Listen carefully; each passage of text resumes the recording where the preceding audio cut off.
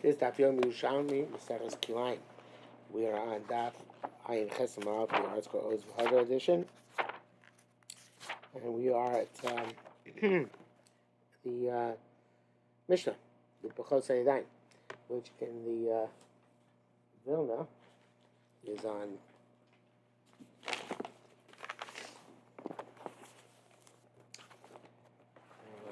Daf Mem Aleph Amud Aleph.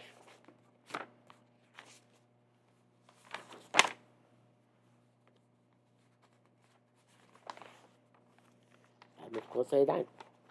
Mitchos Saporim, the towels of for hand towels, and the mitchos of Svarim, the towels which you use for a Sefer Torah. It's the mantle, what we call the mantle of the Sefer Torah. Mitchos Spag, and these are bath towels. They sponge up water. And Yerushalmi Kilayim have no issue with Kilayim. But says no, they're forbidden. And it sounds like they're Rabbanan, but he said, like when Moshe says, "Fishkol Eli Yadayim no goes plan." Because your hand does get benefit from it; it gets wrapped up around it, in it. Midbar says Svarim Asuros Mishum Saporim. The first one was Svarim. It wasn't Saporim. The middle was Saporim, the aprons which a barber puts on you, so that your garments don't get dirty. Those do have Kilayim because you are wearing them at the time. Final theorem. It says the Gemara. We learned Misalas Kalim. Shalosh mitpachasin. There are three types of let's call them cloths. Nowadays, mitpachas would be a handkerchief, but a cloth. Shel yadayim, the ones which you use to wipe your hands. Tamei medras. It's tamei tumas medras. As medras, going to see what it means. Shel svarim. Tamei tamei mace. Again, we're going to see what this means. Shel tachrich nivle b'nei levi. The ones that the Levium used to wrap their musical instruments, Tohera Meklum. It's Torah altogether. But Rabbi Hashem might be able to say, why is it a biblical Seydaim Tamei Medras? Medras normally means something which you step on or you lie on. So how does a hand towel become Tamei Tumas Medras? Nation Noisal Kesses B'Yoshin, because you put it on your mattress and you sleep on it. So some hand towels are sometimes used like a sheet. So therefore they're Tamei Tumas Medras. That's going to Rabbi Lon and Rabbi Yochanan. You put it underneath your elbows, and evidently when you lean on it with your elbows, so then that's what makes it Tamei Tumas Medras.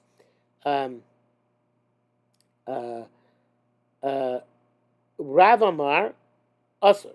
Rav says it's Asur, although I should tell you the Pnei Moshe says that that's going on Mitbachos Ha Svarim, that because it puts it underneath his arms to warm them up. Although, so therefore it's a Tashu Shalom, it's time to make mace. I'm not sure you're allowed to do that with the mitpachas of a Sefer Torah.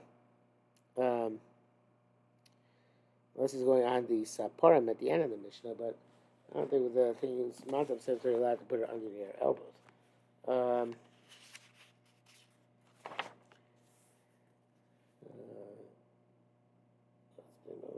Here.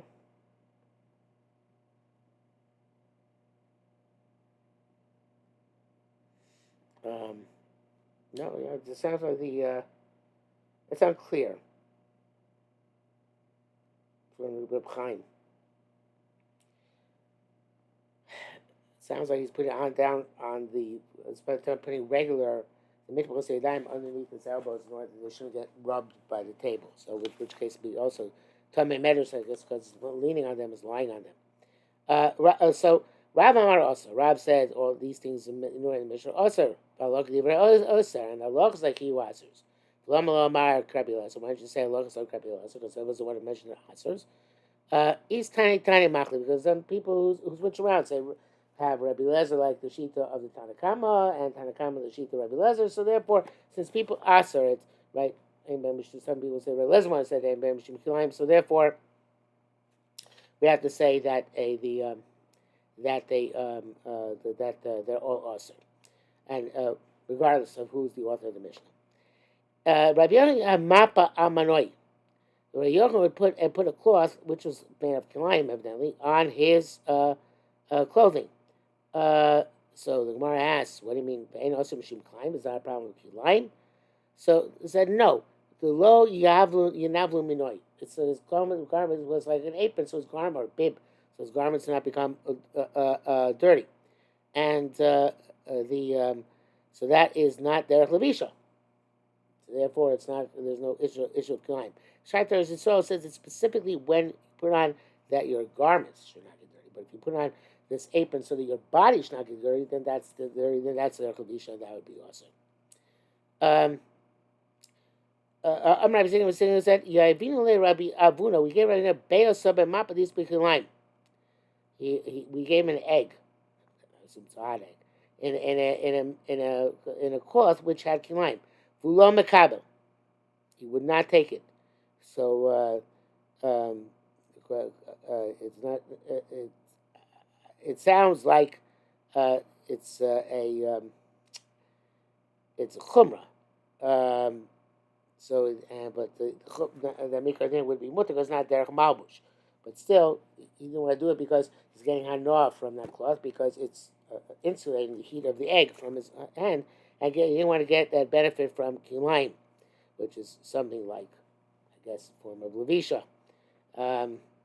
His body's being nana from it. And actually, this is like, he tied it into this idea.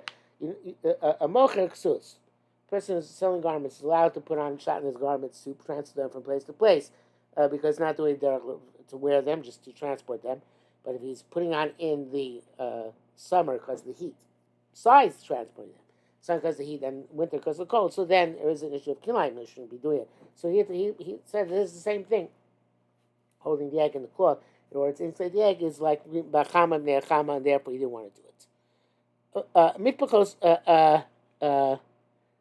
Sfarim. Okay, so back to the mantle of the Sefer Torah.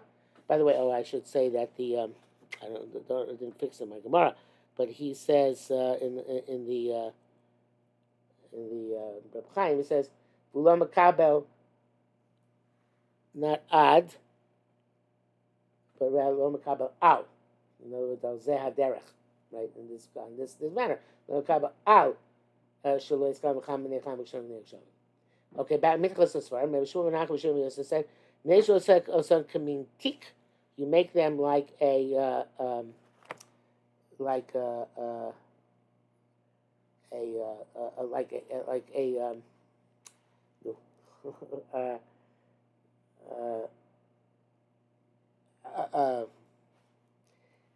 covering. A briefcase, but here it means like something with like a cover of a cover, right? So he they also come in teak, and the Rash changes the gears here from as he gets the words Masima b'cheko, the no say Sefer Torah Soleh. So he makes this pachas as far like a teak, and therefore it's Mekabo Tuma, because it becomes like a Tash Mishodam. It's something which you're using in order to separate between yourself and the Sefer Torah. So the question is, and therefore it's considered a kli because it's like a beged. So the Gemara asks, the Gemara says a different shot, right?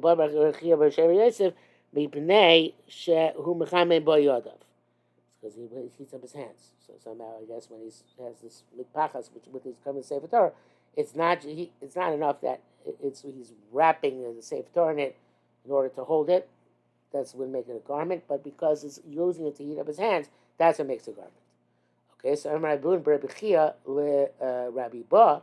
So when Rabbi Bechia said to Rabbi Ba, well, if that's the case, instead of Belokach, the Gra and the Reb Chaim changed it to Velama, and also Mishum Kilayim. If you're going to use it to eat your hands, so then it should be a problem of Kilayim. Amarle lo. I said Amarle lo. Ravu is not Rav who said this halacha. Or said the statement Rabbi Ba Berchia Rabbi Chia bar Yossi b'shem Rav, right? So, the Rav Amar Aser, when Rav says Aser, he meant to include mitpachos asfarim. But in our Mishnah, when he said that halacha, as being Aser as part and parcel of that prohibition. Rabbi Yonah said to Rabbi Ba, V'lama lo amar le. Here the Goran Chaim changed it to the word mole. V'lama lo amar le misalekta.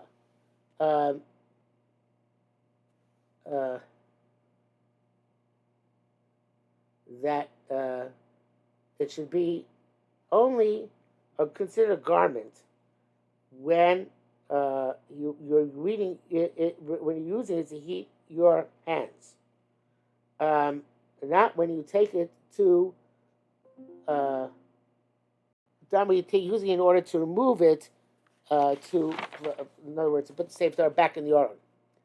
Let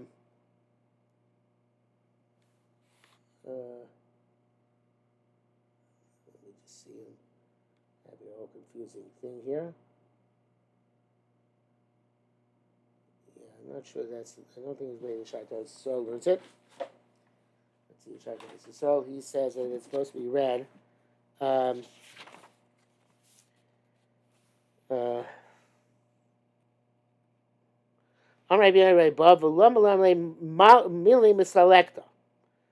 Meaning, why did not Rabbi Bun Bar Chia say to you something which would remove your whole question? Davar Shein of Tshuva, right? If he said, he could have said, "Il Amar Lach Belokach Eina Suya Bahana." He could have said to you, anyway, it's also Bahana. The Mitpachas of Sefer Torah is also Bahana because it's Hekdesh, it's Mukha Sefer Torah, and Mavach what could you have said to him? What could you have said to him then? In other words, it's also right. No matter what, even not using Milchamim Yadayim, it's also because you're not allowed to use the Tashmish Kedusha for this purpose. So that's how he's going the next few lines in the Gemara, and according to that, there is no answer. You could have said, forget about whether it's a Kilayim issue. Stam, it's also Banoia because of it being a Tashmish of a Sefer Torah. I want to read the Girsa again according to the Shaitan. So it says, Amalei Rabbi Yonah Rabbav V'lama lo Amar L'cha Mila Misalekta Ilu Amar L'cha Belokach Ein Asura Banoia Mahavalach Meimorlei. What could he respond to?